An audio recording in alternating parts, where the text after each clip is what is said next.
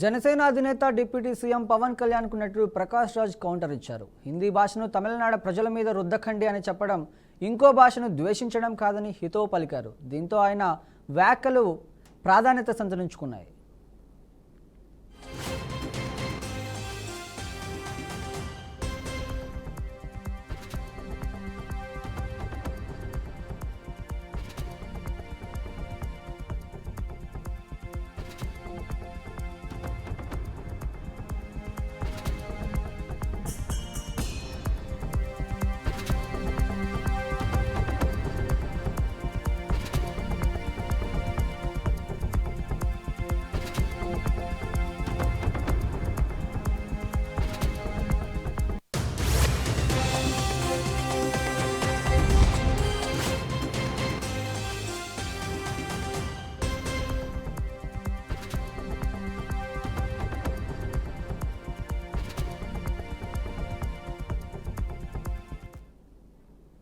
నటుడు ప్రకాష్ రాజ్ ట్విట్టర్ వేదికగా మీ హిందీ భాషను మా మీద రుద్దకండి అని చెప్పడం ఇంకో భాషను ద్వేషించడం కాదన్నారు.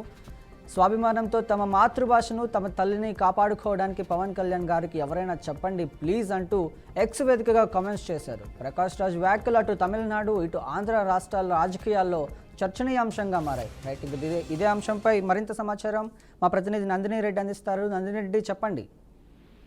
ఏదైతే గత రాత్రి కాకినాడలోని చిత్రాడలో జనసేన 12వ ఆవిర్భావ దినోత్సవం సంబంధించి ఏదైతే పవన్ కళ్యాణ్ సభ మీద కొన్ని కీలక వ్యాఖ్యలు అయితే చేశారు.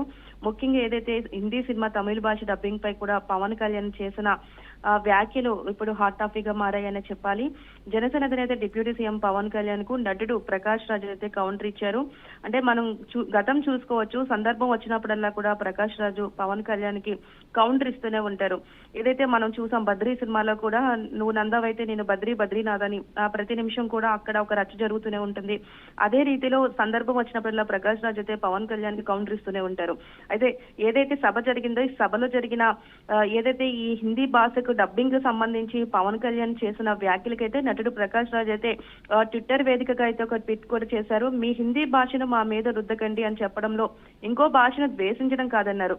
స్వాభిమానంతో తమ మాతృభాషను అలాగే తమ తల్లిని కాపాడుకోమని పవన్ కళ్యాణ్ గారికి ఎవరైనా చెప్పండి ప్లీజ్ అంటూ ఆయన చేసిన ఎక్స్ వేదికగా కామెంట్ అయితే ఇప్పుడు ఒక సంచలనంగా మారిందని చెప్పాలి. ప్రకాష్ రాజ్ వ్యాఖ్యలు అటు తమిళనాడు ఇటు ఆంధ్ర రాష్ట్ర రాజకీయాల్లో కూడా చర్చనీయాంశంగానే మారిందనే చెప్పాలి. ఎందుకంటే డిప్యూటీ సీఎం పవన్ కళ్యాణ్ తాను స్పీచ్ మొదలైన కాంచి ఎండింగ్ వరకు కూడా సనాతన ధర్మం కోసము ఈ హిందీ భాషకు సంబంధించి కూడా ఆయన చాలా క్లారిటీగా మాట్లాడారు.